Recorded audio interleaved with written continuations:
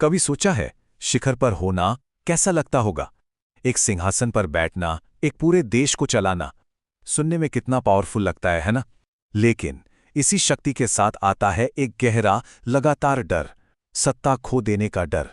आज हम इसी डर के गहराई में उतरेंगे और जानेंगे कि कैसे इसने इतिहास के सबसे बड़े बड़े नेताओं की सोच और उनके फैसलों को शेप किया है।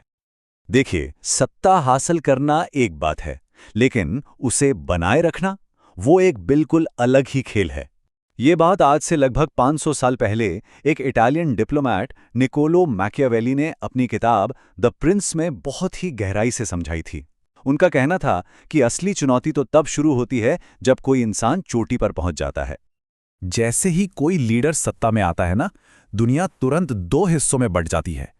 एक तरफ होते हैं वो लोग जो जी जान से सपोर्ट करते हैं, और दूसरी तरफ वो जो उसे गिरते हुए देखना चाहते हैं। और सबसे ट्रिकी बात क्या है पता है? जैसा जूलियस सीजर के साथ हुआ, कभी कभी सबसे बड़ा खतरा सबसे करीबी लोगों से ही आता है। तो यही बात हमें सत्ता के सबसे बड़े डर की तरफ ले जाती है। ये एहसास कि सिंहासन पर पहुंचना मंजिल नहीं है, बल्कि एक कभी न खत्म होने वाले युद्ध की शुरुआत है। और ये लड़ाई सिर्फ बाहरी दुश्मनों से नहीं है, ये तो अंदर के राक्षसों से भी है। ये सोचना कि सत्ता एक कुर्सी नहीं, एक लगातार चलने वाला युद्ध है, बहुत गहरी बात है। इसे एक ऐसे चेस गेम की तरह समझिए जहां हर बाजी की कीमत बहुत बड़ी है और आप कभी बोर्ड छोड़कर जा नहीं सकते। हर चाल मायने रखती है, हर साथी एक छिपा हुआ दुश्मन हो सकता है, और एक गलत कदम और सब कुछ खत्म। मैकियावेली का ये कोटेशन एक शासक के अकेलेपन और शक को दिखाता है। जरा सोचिए, हर एम्बिशियस इंसान को एक खतरे की तरह देखना, हर मुस्कुराहट के पीछे एक छिपा हुआ मकसद ढूंढना, ये एक बेहद अकेला कर देने वाला एहसास है। और जैसा कि हम आगे देखेंगे, ये एक लीडर को अंदर से खोखला कर सकता है। ये जो लगातार बना रहने वाला डर है ना, ये सिर्फ कोई बाहरी खतरा नहीं है, ये तो लीडर के दिल और दिमाग में घर कर जाता है। ये उनके फैसलों पर पर्दा डाल देता है, उन्हें नए कदम उठाने से डराता है और उन्हें अपने सबसे भरोसेमंद सलाहकारों पर भी शक करने पर मजबूर कर देता है। असल में ये डर ही उनका सबसे बड़ा दुश्मन बन जाता है। तो ये जो अंदर का राक्षस है, ये सामने कैसे आता है? मैकियावेली के हिसाब से ये डर 3 क्लासिक लक्षणों में बदल जाता है, जो लगभग हमेशा एक लीडर के पतन की वजह बनते हैं।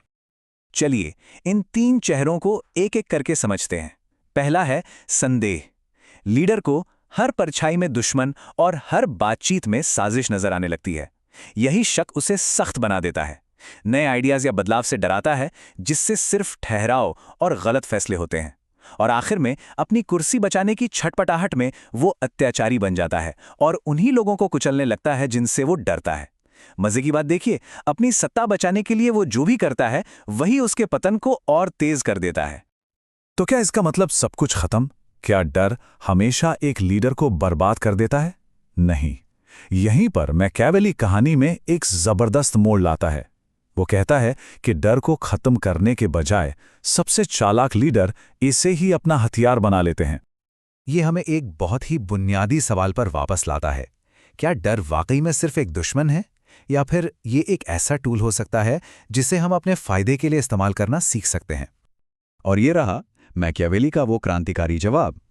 वो कहता है, डर को खत्म करने की कोशिश मत करो, ये एक हारी हुई लड़ाई है। इसके बजाय इसे अपनाओ, इसे समझो और इसका इस्तेमाल करके इसे अपनी सबसे बड़ी ताकत बना लो। तो डर सिखाता क्या है? इसे अपनी पर्सनल इंटेलिजेंस एजेंसी समझिए। यही डर बताता है कि किस पर भरोसा करें और किस पर नहीं। ये असली खतरों और फालतू की चीजों के बीच फर्क करने में मदद करता है। यही डर उन लोगों की पहचान कराता है जो आपकी कुर्सी के लिए सबसे बड़ा खतरा है। तो समझ आया, डर दुश्मन नहीं बल्कि एक रडार है, एक अर्ली वार्निंग सिस्टम जो खतरा आने से पहले ही आगाह कर देता है, जिससे संभलने के लिए कीमती वक्त मिल जाता है। अगर इसका सही इस्तेमाल करना आ जाए तो ये किसी सुपर पावर से कम नहीं है। तो फिर इस डर को एक हथियार की तरह इस्तेमाल कैसे किया जाए? मैकियावेली इसके लिए एक पूरी प्लेबुक देता है। कंट्रोल बनाए रखने और सिंहासन को महफूज रखने के लिए कुछ ठंडे सोचे समझे नियम। मैकियावेली की ये प्लेबुक 4 मुख्य नियमों पर टिकी है। पहला, पावर को सेंट्रलाइज करो।